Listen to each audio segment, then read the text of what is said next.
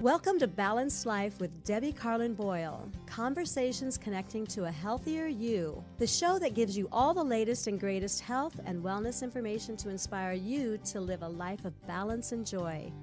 Debbie Carlin Boyle is a health and nutrition coach, personal trainer, and fitness instructor who helps her clients live in balance with everything that feeds us, in addition to the food on our plate. Please welcome your host, Debbie Carlin Boyle. Hello.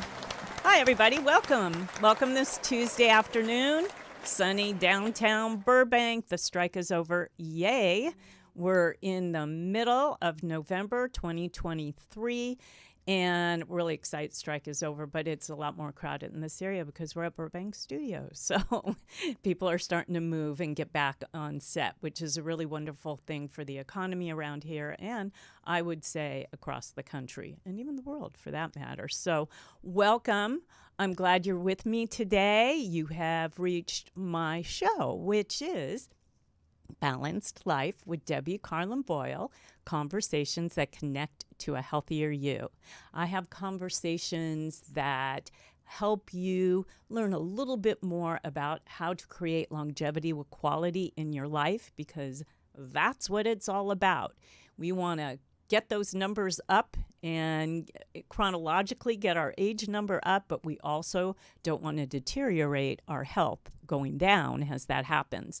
And so my show specifically features guests with products and services. Most of them have written great books with information and have all kinds of workshops, individual ways that they can work with you, and group ways that they can work with you so you can get involved with anything that resonates with you. I have hundreds of shows on my YouTube channel. I've been doing this for 8 years. So I have 2 YouTube channels. One when I had a co-host, Del and Debbie's Mind, Body, and Soul, and the other one is Balanced Life by Debbie. So both those YouTube channels, between the two of them, over 250 shows. And every single show is different, and every single topic is health and wellness related.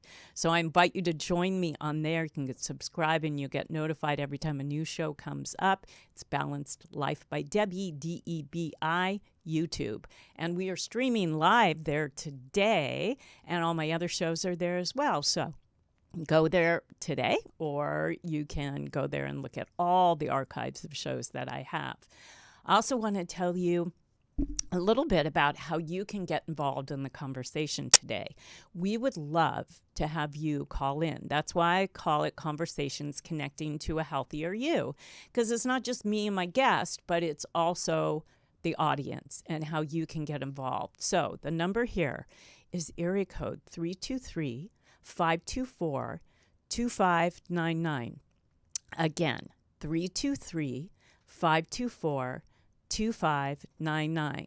Call us, ask a question, make a comment. If you're watching on my YouTube channel or my Facebook page, which is Balanced Life by Debbie as well, Facebook, you can, in the comment section, make a comment, ask a question during the show. If you don't want to call in, I check that section when we take our break, and we'll answer the question live here today while my guest is with us.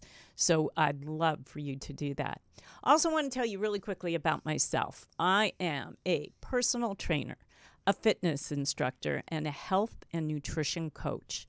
And I help people, just as I do with my show, find balance in their own individual lives. I help you align all the things that need to come together in addition to the food on our plate, which is very important. But there's a lot of other things that need to come together so we can have that longevity with quality. Age young, as I say, the name of the book that I have coming out.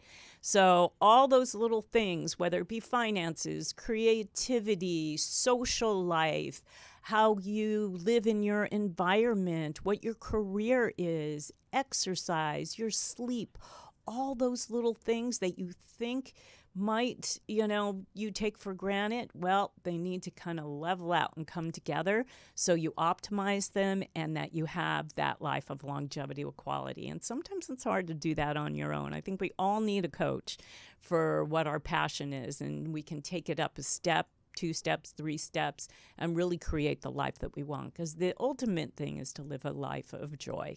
So to find that joy, I'm here to help you. So to do that, you go to my website, Balanced Life by Debbie, DEBI.com. There you'll find the services, the ways you can get in touch with me. A pop-up will pop right up. It's a fall detox. It's 3 days, 3 recipes a day that are satiating, delicious, easy to make, got a shopping list attached to it. Just go ahead and notify me and I'll send that information right back to you. So if you want to work with me, you can do the exact same thing. It says contact me here, and I would love to hear from you. Let me know that you watched this show today. So without further ado, this show today is really important for longevity quality. I think that's what this is all about. So I'm going to get on with the introduction because I have a good in-studio guest today, and I love when I have in-studio guests. I just do. She flew all the way in from Napa, California, just for the day, just to do this show. So on with the introductions we go. So many people today are heavily impacted by Alzheimer's disease and related dementia. The Alzheimer's Association and the World Organization have projected that the number of people who will develop Alzheimer's disease by the year 2050 worldwide will triple if a treatment or a cure is not found. Society is not prepared to care for the onslaught of people who will develop this devastating disease. In her 30 years of working with family members and caregivers who suffer from dementia, my guest today, Lisa Skinner, has recognized how little people really understand the complexities of what living with the disease is really like. For Lisa, it starts with knowledge, education, and training. Author Lisa Skinner is a behavioral specialist with expertise in Alzheimer's disease and related dementia. In her 30-plus year career working with family members and caregivers, Lisa has taught them how to successfully navigate the many challenges that accompany this heartbreaking disease. Lisa is both a certified dementia practitioner and is also a certified dementia care trainer through the Alzheimer's Association. She also holds a degree in human behavior. Her latest book, Truth, Lies, and Alzheimer's, Its Secret Faces, continues Lisa's quest of working with dementia-related illnesses and teaching families and caregivers how to better understand the daunting challenges of brain disease. Her #1 bestseller book, Not All Who Wander Need Be Lost, was written at their urging. As someone who has had 8 family members diagnosed with dementia, Lisa helps explain behaviors caused by dementia, encourages those who feel burdened, and gives practical advice for how to respond. So, with that, without further ado, will you please welcome my guest, Lisa Skinner, to the show. Thank you, Debbie. Thank you so much. Hi, Lisa. Our audience is here in the walls, but we have one. Thank you for coming this way and for joining me today in studio. It's always a little bit better to look at somebody eye to eye. I understand. I'm so happy to be here. Thank you so much for inviting me down. It's been a kind of a fun adventure flying down today. So good. Yeah. I'm glad you came on a sunny day. I know it's raining up north. That rain's heading our way. You're going to probably go back into it, but I really appreciate, in spite of the obstacles, that you did come all this way, and I'm glad to. Have you been to Burbank or this area before? Okay. Oh, I sure have. Yeah. Are you from Northern California? I am. I grew up in Marin County. Oh, okay. So that's why you're up there, which is going to lead me into talking about your childhood, because I know that there's a story there, which is why you do what you do today. But I want to hear a little bit about your childhood, like how you grew up, what your family life was like, where you went to school, and then you can get into the story that actually really hit you hard and stayed with you, that this is why you do what you do. Okay. So tell us about yourself. All right. So as I mentioned, I grew up in Marin County, which is just north of the Golden Gate Bridge. My father was a litigator in San Francisco, and both my parents actually grew up in Marin County, which is kind of unusual It is. today. It yeah. is. Even being Southern, even Californians is unusual. Yeah. You know? Yeah. So my grandmother lived in Marin County. My mom grew up there. And so I had a close relationship with my grandmother growing up because my mother was always dropping the three of us off at her house. And So you had two siblings. yeah, I have a and- brother and a sister. Yeah. And my grandmother was a caterer. Oh. And so she would put us to work picking walnuts off of her tree, walnut trees in her backyard, I love that. and making us help her bake cookies for her different catering events. And it was a lot of fun. She was just probably the best cook on the planet, in my opinion. Well, when I was 16 years old, and I had just recently gotten my driver's license, I went to visit my grandmother, who only lived a few miles away from the family home. And we routinely sat down in the living room to have a nice, just pleasant visit. And out of nowhere, she started talking to me about the birds that lived in her mattress and came out at night and pecked at her face. Mm-hmm. She pointed to the walls and told me that there were rats running all along her walls and they were going to invade her home.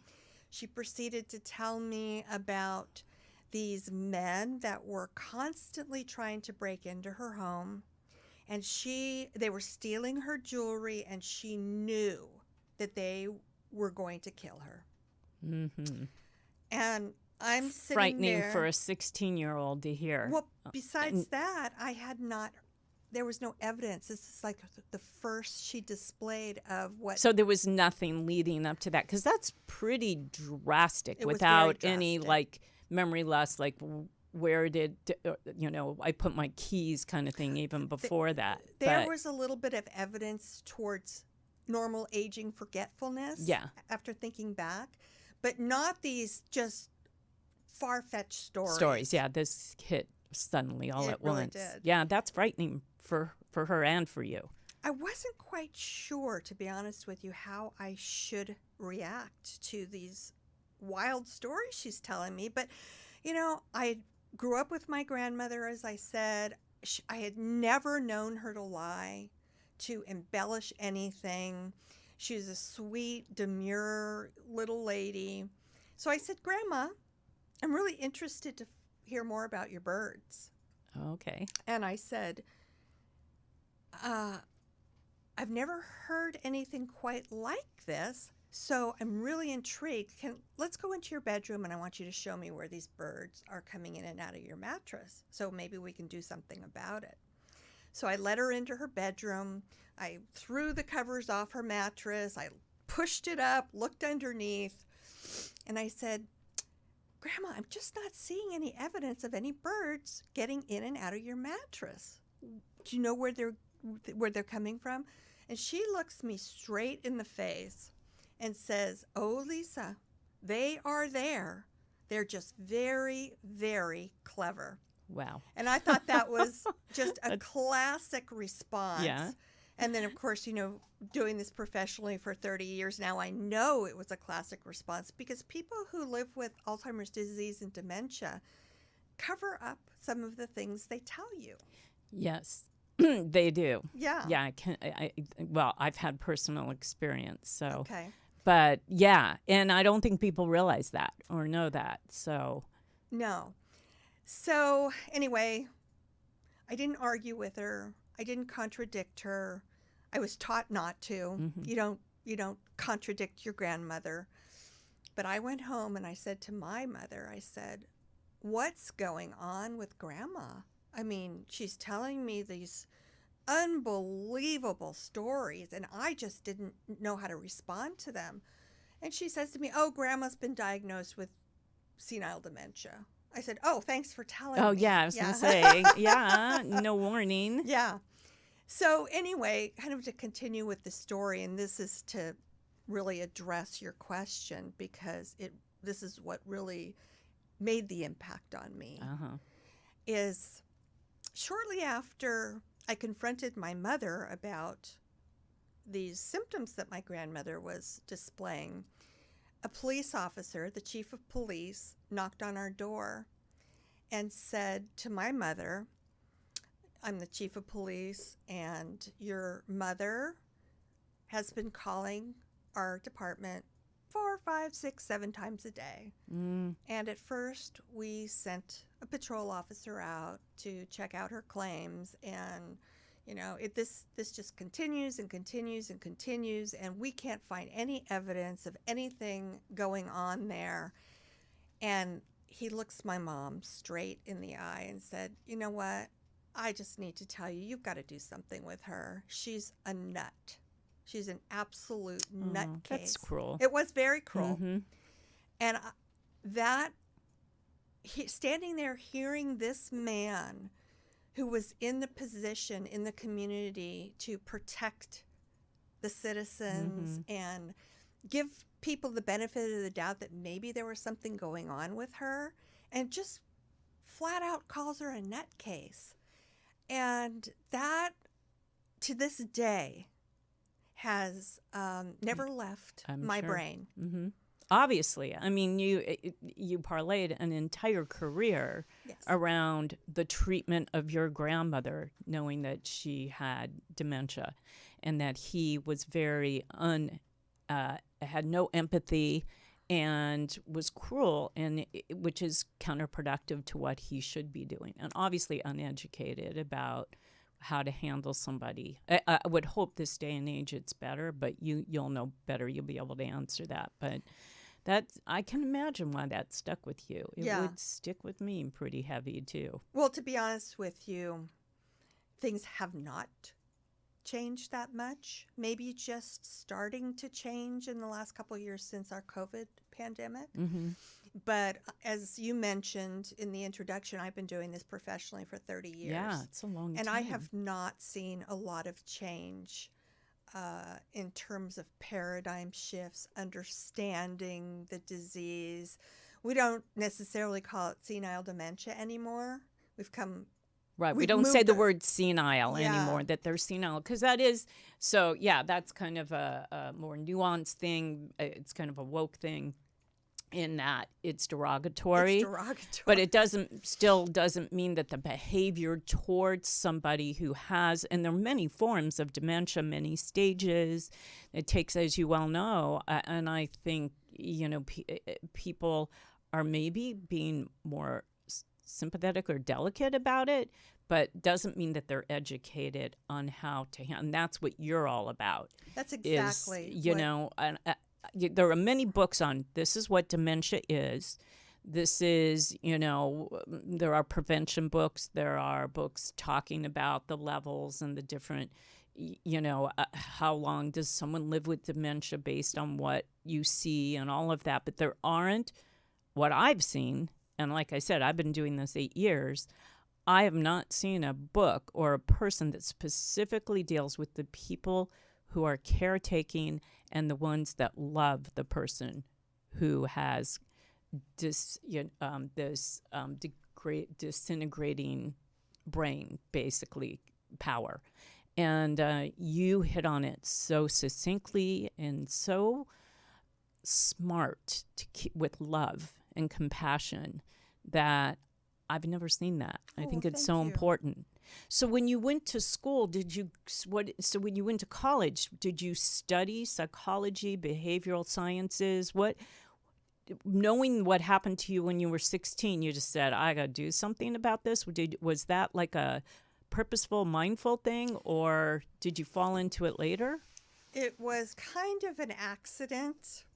I chose to go down the Yellow Brook Road, and when I got to the Scarecrow, I didn't know which direction to go towards, and I took a course on human behavior, and I was sold, because I've always been fascinated in human behavior. It's like, why do people act the way they act? What makes them tick? And that's always fascinated me. So I went ahead and I got my degree in organizational communications / human behavior. And I accidentally stumbled into a position at a community and the position was called community counselor. And what I did, my job was to assess the potential residents coming in and to determine if they were a proper fit for the environment. And it did not take me very long to realize that this truly was going to be my calling. Oh, good. And then since then, I've had 7 more family members Mm-hmm. develop one of the brain diseases that causes dementia, and I've had a dog with doggy dementia. Yeah, I know there's a chapter in your book There about is. that, and we're actually we can talk about that today because it's Yeah. on my list of Well, a lot things of to people talk don't about. even realize that dogs get dementia. So I thought it was going to be an important topic to include in the book because a lot of us treat our pets like they're definitely part of our family. Yes. And they do actually develop canine cognitive dysfunction. I've seen it. I had a dog that I recently, Tony knew, I had a dog that recently passed at 17 and a half. She was almost 18. And that last year or two, I definitely recognized that she had dementia. Yeah. Definitely recognized it. But, that came with age, it came with other things, and I do want to talk about it. What would you say is the definition of dementia and Alzheimer's? Are they the same thing? What's the difference? Because I alluded to the fact there are many stages and different things, different ways to be diagnosed. What is the definition? What would you give a professional definition? Okay, that's a great question. It's probably one of the most common questions that people ask me. And my best explanation for really understanding the difference between Alzheimer's disease and dementia is this. Alzheimer's disease is one of over 100 brain diseases that we know of that causes dementia. So when I'm using the term dementia, I'm really using it as an umbrella term to describe the symptomology, the behaviors, all of the signs and everything that is associated with the brain disease that's causing the damage to the brain. So think of it like this. You suddenly come down with a cold. Mm-hmm. And you've got these symptoms that are telling you, I've got something going on, a virus. Right. Is it COVID? Is it the flu? Is it Cold? a cold? Yeah, just a common cold. So you decide to go to your doctor and you are describing your symptoms to the medical assistant. The doctor comes in, you know, it's up to him to give you the diagnosis. But what you're describing to your doctor are the symptoms that you're experiencing. Right. So think of those symptoms as being the brain disease, the Alzheimer's disease, the Lewy body disease. Mm-hmm. And the dementia is the broad term that we use to refer to the symptoms that you're describing. Okay. Does that make sense? Yes, it does. So is it, so from a more scientific or physiological point of view of what actually is going on in the brain, what's happening? What are we losing? Is there plaque buildup? Yes. Okay. So, and there are different levels for different people, so that would put them at a different stage of dementia. There are many stages. Some medical professionals use the 3-stage model, and others go by what we call the 7-stage model, Okay. which is just they're basically the same thing. Everybody progresses through these stages of the disease differently, but the 7-stage model seems to go by more quickly. You know, you go from one stage to the next more quickly because there's more of them. Right. And the 3-stage model is really broken down to mild, moderate, Okay. and It's severe. just more broad. It's just more broad, not as intricate. Yeah. Interesting. It's fascinating, and it's frightening to everybody because nobody is like exempt from, Nobody is. And there's that fear of, I know you went through a day where you actually were able to go to a virtual Yes. experience of what and talk about having empathy after that. Wow, we'll get into that, but we actually have some calls. So I want to take the first call. Caller, are you there? Caller, are you there? Hi. Hi. Yes, hi. Hi, what's your name and where are you calling from? Hi, my name is Betsy Sloan. I'm calling from Island, New Jersey. Oh, welcome, Betsy. Welcome. Hi, Betsy. Hi, Lisa. You have a great guest on there today, Debbie. You're a friend. Lisa, You're aware of Lisa and her work, obviously. Do you have a question about the show today and what we're talking about, what Lisa's expertise is? yes, I would like for Lisa to explain to your audience, because a lot of times people don't understand what to do when someone hallucinates. They try to rationalize, which they shouldn't do. I had to learn the hard way.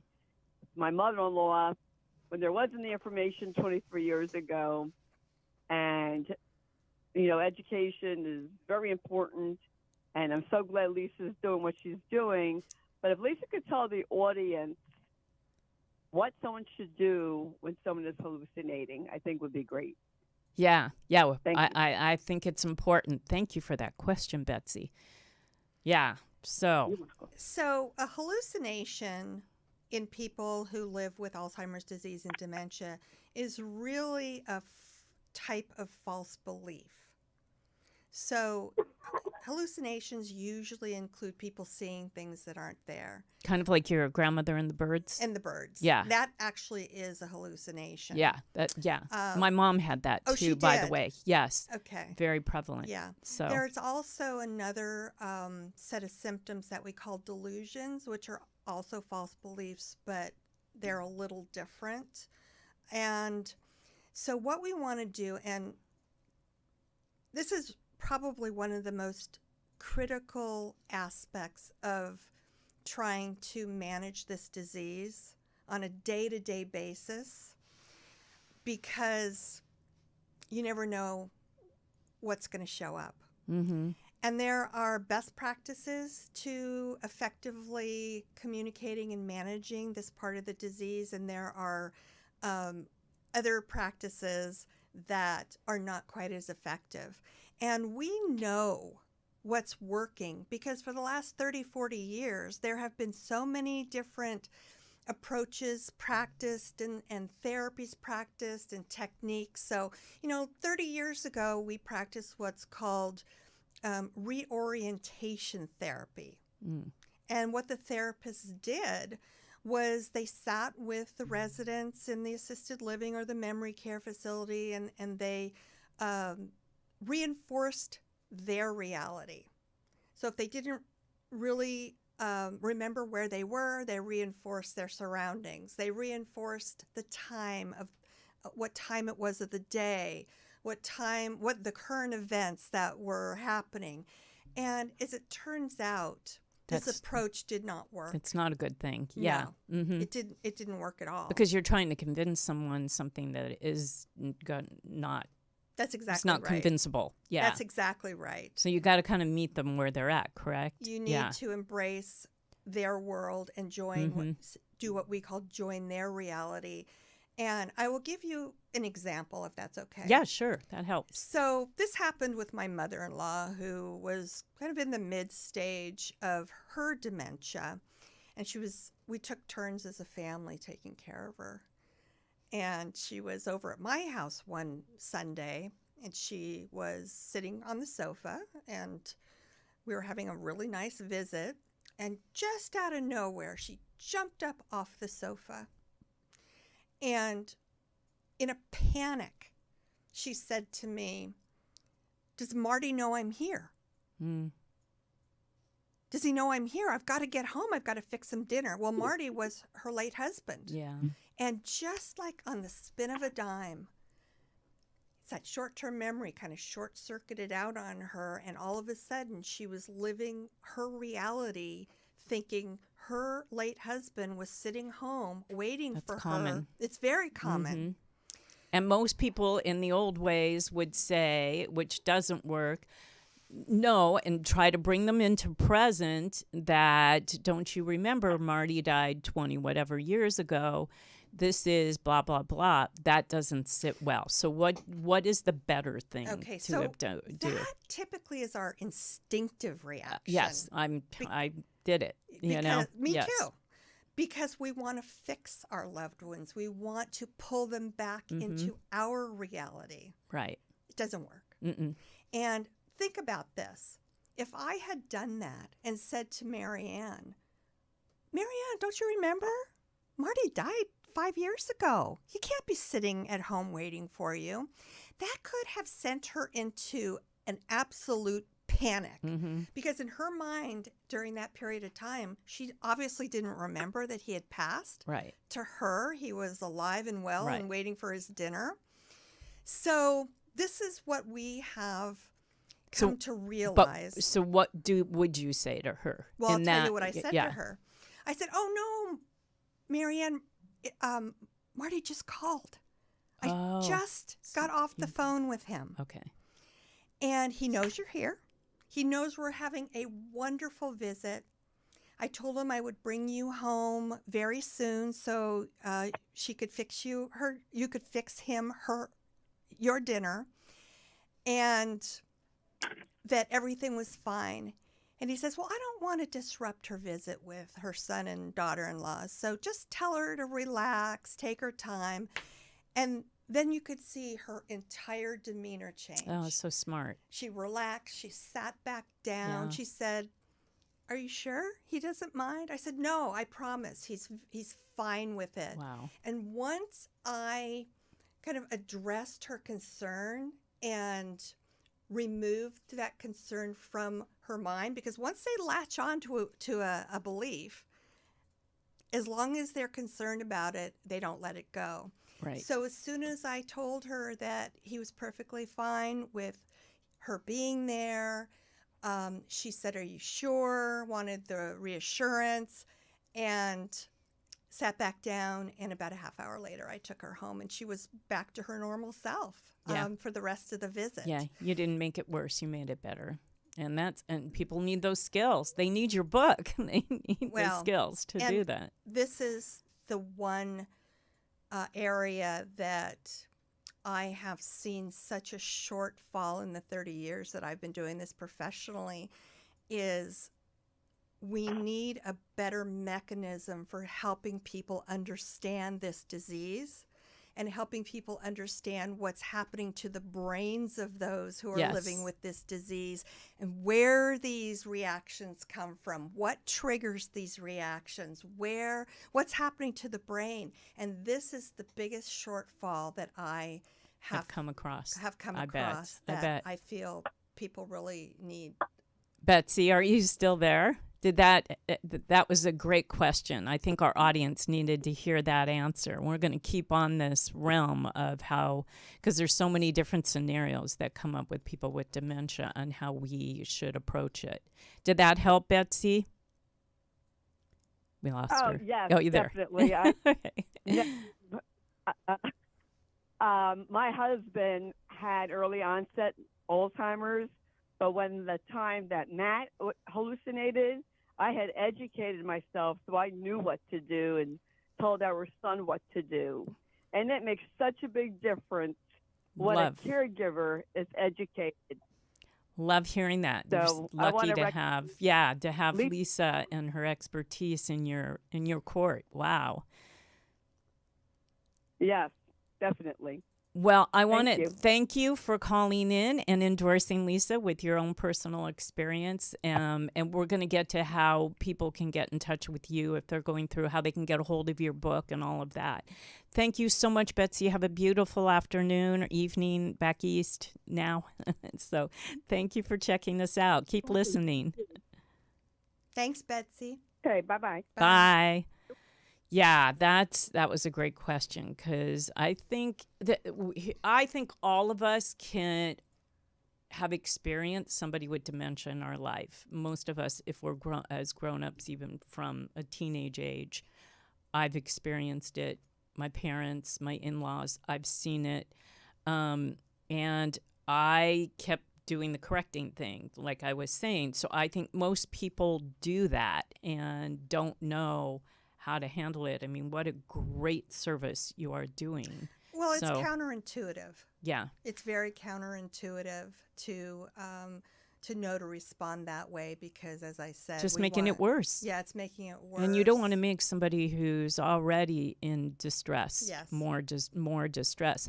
We'll talk about the different things besides loss of memory and hallucinations, all the other different things and the other ways. But we're going to take a quick break from a sponsor of mine. And when we come back, do we still have the second call holding? No, they left. Okay, that's fine, because we're going to hit everything anyway. But if you're listening and you want to call back and you've got a question, we'll take your call. I know we got a lot to talk about, but we'll take a really quick break and we're going to get back and get into what we should be doing with people who do have dementia. We'll be right back after this word.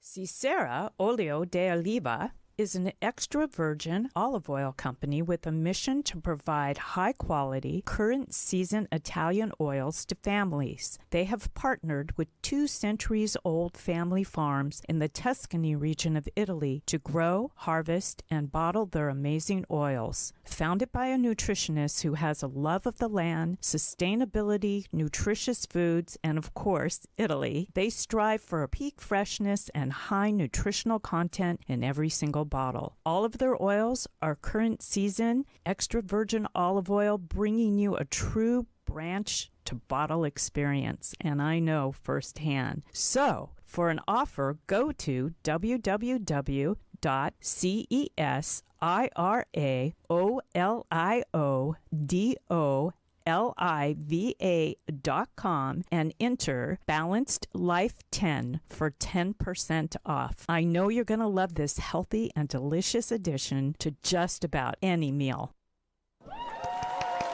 We're back. Welcome. I'd like to welcome my guest today, Lisa Skinner. Lisa has written an amazing book about for caretakers, really, or for people that have loved ones that are living with dementia or Alzheimer's. And we're talking really about how to deal with that. This book is Truth, Lies, and Alzheimer's: The Secret Faces. Secret Faces, Lies. Well, I got that wrong. What's the last part of that, Lisa? It's Secret Faces. It's Secret Faces. And good title, because it says a lot. We already touched on hallucinations and somebody who's got memory loss and going back to something in the past and how to handle that. But there's a lot of other things that people who are having dementia and losing memory and things go through besides hallucinations. Can you talk about that and give us some pointers on each one of the situations on how to deal with, like, a lot of repetitive stories? And rather than tell the person, oh, you just said that, I dealt with my mother that way. First, I didn't know when she wasn't diagnosed yet. And, unfortunately in my family, there were 4 kids, there were 4 of us, and not all 4 of us were on the same page. So I had one sibling especially who was in denial. So we should talk about that, because if one person is doing the wrong thing and everybody else is trying to handle their loved one the correct way,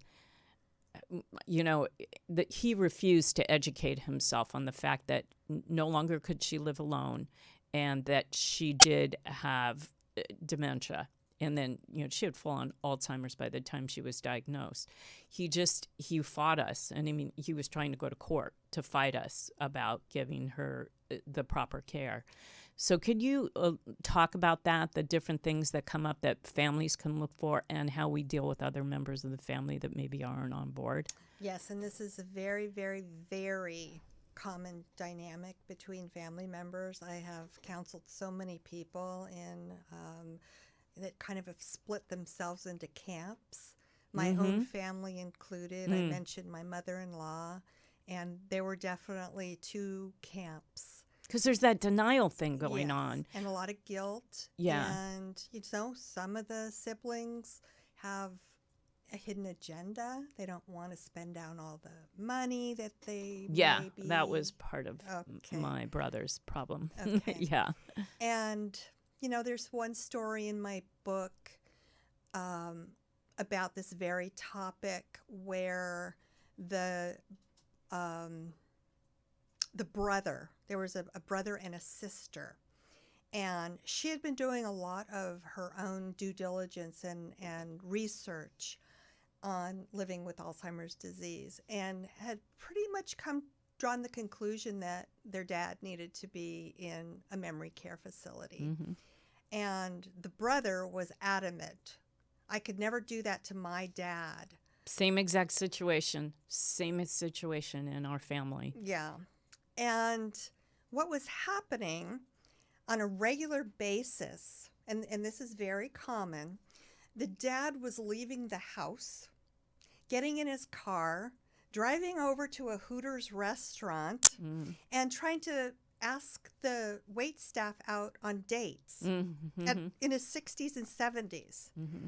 And the restaurant manager kept calling, and the brother or the son, and saying, we really can't have this.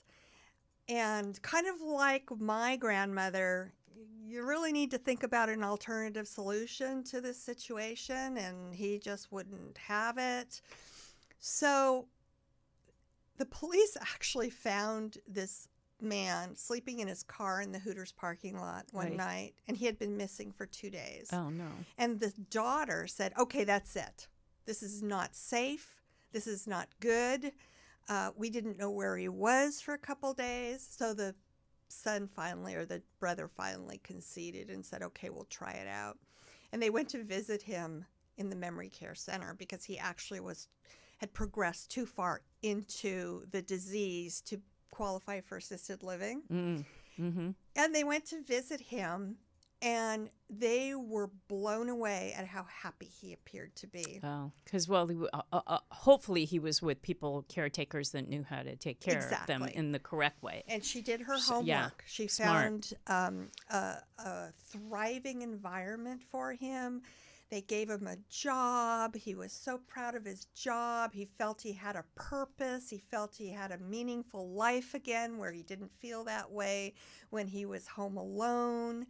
And, these are the things that we see and that we can expect. And, aside from the safety concerns, there are so many reasons to provide a stimulating and meaningful environment to our loved ones. Yeah, it's advantageous for them. Exactly. Because there's a lot of loneliness that comes with it. Because not only there's like the physical, we had to get my mom out of a situation where she was living alone. And like I said, by the time she was diagnosed, her doctor who did the assessment that I was, when she was admitted into the assisted living facility, I got yelled at. Because my other siblings weren't there. I'm the one who, followed the ambulance over, because she ended up in the hospital because she ended up falling in her house by herself, and a neighbor found her, and it was just all wrong, but we were trying not to step on my brother's toes. It was a whole thing. And he yelled at me. He said, how long has this been going on? I said, for a while, but it isn't me. I have siblings. And he said, well, she's depressed. She needs help. And I said, well, we had a lot of opposition.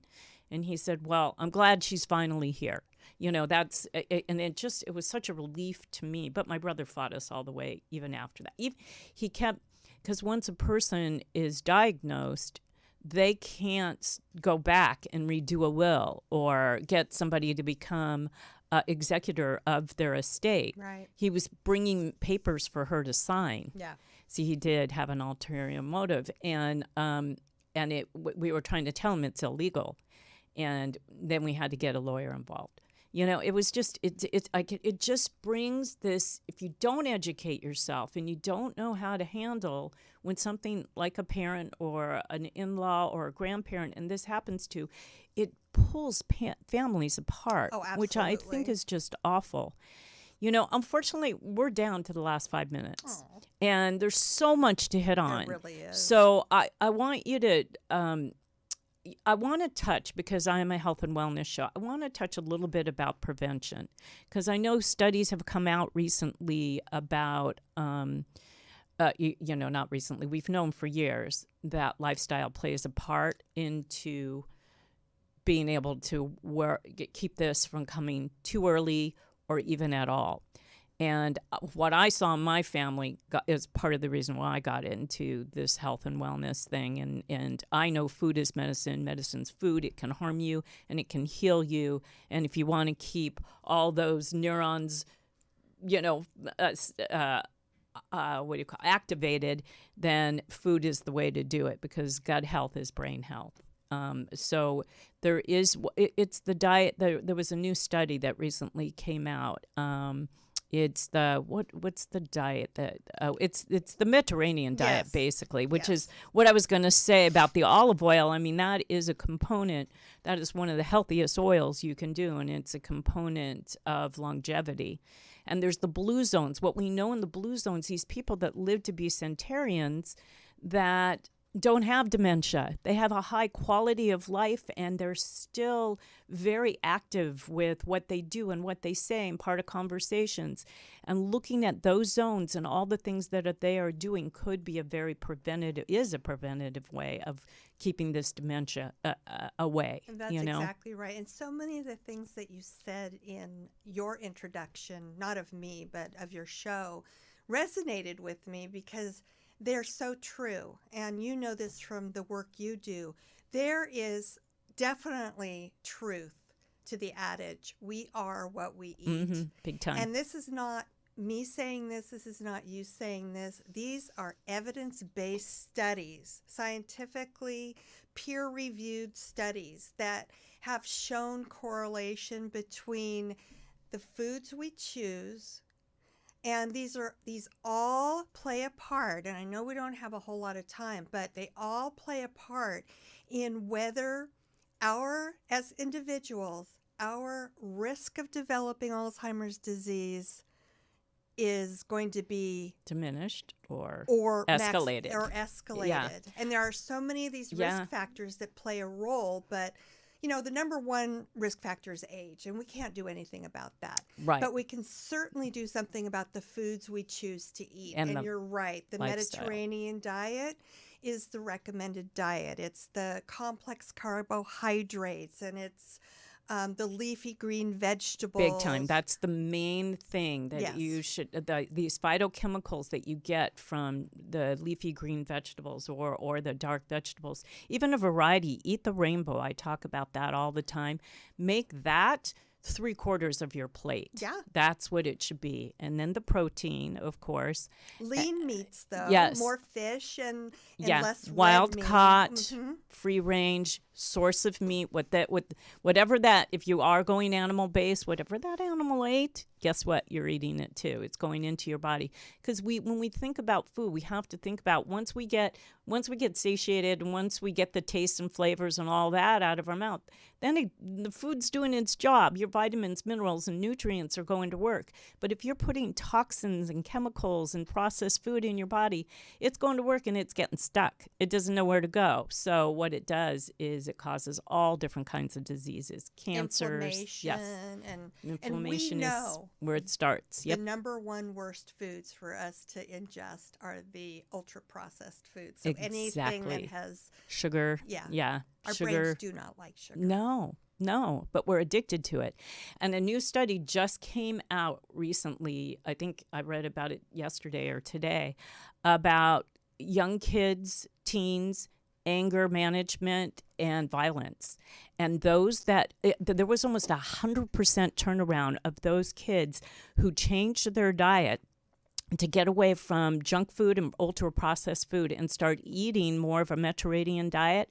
Their entire behavior changed. This in does school. not surprise There's me. studies because it causes brain fog. Yeah. And there's studies, everything changed. I mean, prevention is key. It is. But in the 1 minute we have left, I want you to tell the audience how they can get your book, how they can get a hold of you. I know you have programs that you do with groups. How can they reach you? The best way to find me is I'm on Facebook under Lisa Skinner Author. You can find my books. We have a Spanish version of the book. The book that Tony has been putting on the screen. There's a Spanish version. Oh, you've got it up there. Yeah. It's on Amazon, right? It's on Amazon. I've got just an amazing audio book that I recommend. That's my favorite because I love the woman who narrated the book. Okay. And then real quickly, I do have a brand new training program coming up that I am going to release in January. And I can put the information as it comes out on my Facebook page to provide you with more details about how you're going to be able to access that. That's great. And give your website also. TruthLiesAlzheimers.com. Okay. All one word, no apostrophes or anything. Fabulous. Lisa, thank you. Thank you. And I want to tell you to go to Lisa's Facebook page because there she has all these bullet points of all the different things that may come up with somebody with dementia or Alzheimer's and how you should handle it. Just like the couple of stories she told here. There's many more that we didn't touch on, but they're all in the book and the Facebook page kind of highlights it. So I suggest you go there. If you are dealing with someone, like I said, in our lifetime, we will be dealing with a loved one. Some way, some shape, somehow. So this is so needed. I thank you for coming all the way here. I really do. Thanks again for having me. Oh, it was a pleasure. We just didn't have enough time. No, there never is. I know, there never is. And I want to thank you, the audience, for joining us today. Go ahead and leave a comment. If you weren't able to call in or if you did call in and didn't get through, ask that question, make the comment. Lisa will answer you. You'll just go right back to the Facebook page, and we're going to keep the conversation going because just as that's what I call my show, conversations that connect to a healthier you. So go out and find more conversations that connect to a healthier you, and I'll be here in 2 weeks, and I will see you back again. Thank you, everybody. Thank you for joining us again. Thank you, Lisa. Thank you.